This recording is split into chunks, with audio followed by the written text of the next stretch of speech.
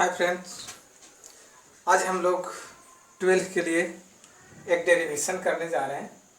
Electric potential due to electric dipole, विद्युत द्विध्रुव के कारण विद्युत विभव। तो एग्जाम के लिए बहुत इम्पोर्टेंट है ये। तो शुरू करते हैं। जैसा कि आप जानते हैं, एक विद्युत द्विध्रुव यानी इलेक्ट्रिक डायपोल दो इक्वल बट अपोजिट साइन के चार्ज स्मॉल डिस्टेंस पे अगर रखे हों, जिसको हम लोग 12 मानते हैं, तो इसी सिस्टम को, इस अरेंजमेंट को इलेक्ट्रिक डायपोल कहते हैं। और इसका एक एक्सिस होता है, ये एक्सिस। तो एक्सिस पे आज हम किसी पॉइंट पे इलेक्ट्रिक पोटेंशियल का डेरिवेशन करेंगे। तो पहला नंबर है एट एक्सियल पॉइंट। इसको एंड ऑन पोजीशन भी कहा जाता है, एंड ऑन पोजीशन या एट एक्सिस, अक्ष, डायपोल का अक्ष। तो हम मान लेते हैं कि इसके मिड पॉइंट से यहाँ तक का डिस्टेंस आर है, पी तक का, और ये 12 मतलब इधर एल और इधर एल। तो जैसा कि हम लोग जानते हैं कि किसी पॉइंट चार्ज के कारण, एक पॉइंट चार्ज के कारण पोटेंशियल होता है क्यू अपॉन आर। अब यहाँ दो चार्ज है, तो दोनों के कारण जो पोटेंशियल होगा उसको हम जोड़ देंगे, not vector sum but algebraic sum. तो बारी बारी से निकालते हैं। माइनस क्यू के कारण भी पोटेंशियल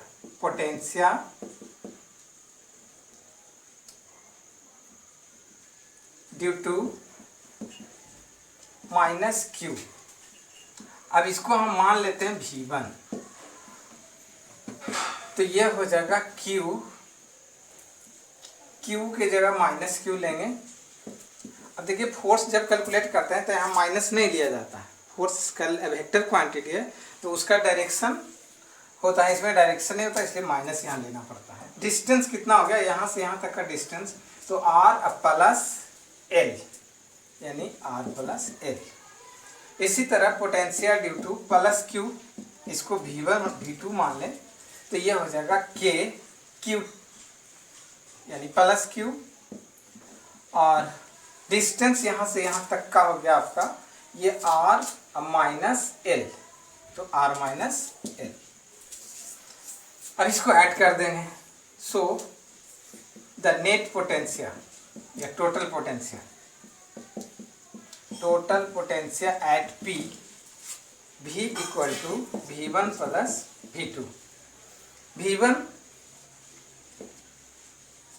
के माइनस के क्यू हो जाएगा R plus L plus K Q by R minus L.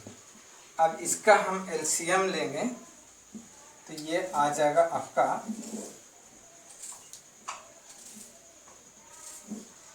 Are plus L into R minus L.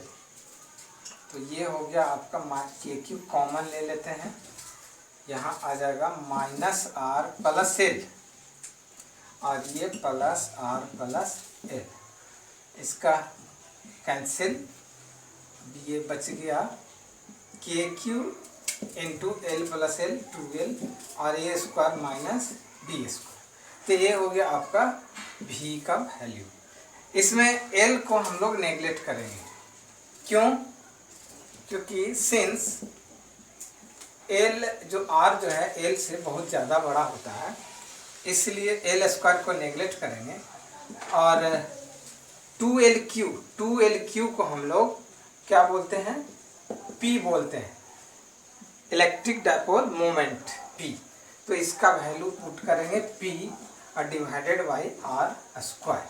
तो ये हो गया आपका formula electrostatic potential at end on position या एट एक्सिस या एट एक्सियल पॉइंट। तो नेक्स्ट हम लोग बात करेंगे second number at equatorial point. तो नेक्स्ट हम लोग बात करते हैं आप second at equatorial plane. Equatorial plane क्या होता है, पॉइंट क्यों नहीं लिख रहे हैं, इसलिए कि अब मान लें कि एक डायपोल है, इसका प्लस यहाँ है, माइनस यहाँ है चार्ज। अब इक्वेटर मतलब इसका जो परपेंडिकुलर बाइसेक्टर होगा, तो परपेंडिकुलर बाइसेक्टर पर एक पॉइंट लेते हैं यहाँ पे, तो यहाँ से अगर इधर हम लेते हैं इस साइड में तो यहाँ भी पॉइंट होगा इक्वेटोरियल, इधर भी लेंगे तो इक्वेटोरियल, इधर भी लेंगे तो इक्वेटोरियल। तो परपेंडिकुलर जो होगा इस पे प्लेन, वो एक पूरा प्लेन होगा, ना कि एक लाइन होगा। तो इक्वेटोरियल प्लेन पर इसको एक और नाम दिया जाता है ब्रॉड साइड पोजीशन। तो देखते हैं हम लोग, एक dipole minus Q plus Q, length L two L, point यहाँ P है, distance from mid point of dipole R, perpendicular distance. अब यहाँ पे हम लोग कैलकुलेट करने जा रहे हैं पोटेंशियल। तो हम लोग पहले इसके कारण पोटेंशियल जब निकालेंगे यहाँ पे, तो हमको इस डिस्टेंस की आवश्यकता होगी। ये डिस्टेंस आपका कितना हो गया, L R, यह पाइथागोरस लगाएंगे तो ये जगह hypotenuse L square plus R square, और इधर भी डिस्टेंस इतना ही होगा। तो हम लोग पहले निकालते हैं potential, electrostatic potential due to minus Q, V1 इसको मानते हैं। तो V1 इक्वल टू हो जाएगा आपका K, क्या फार्मूला तो वही रहेगा, K Q अपॉन R। तो Q यानी माइनस Q अपॉन R यानी इतना, L square plus R square. अब इसी तरह पोटेंशिया ड्यू टू प्लस Q, इसको V2 मान लेते हैं। तो ये हो जाएगा इसके कारण यहाँ का potential KQ upon under root L square plus R square. So the total potential कितना हो गया, total potential at P, Hindi में इसको विभव कहते हैं।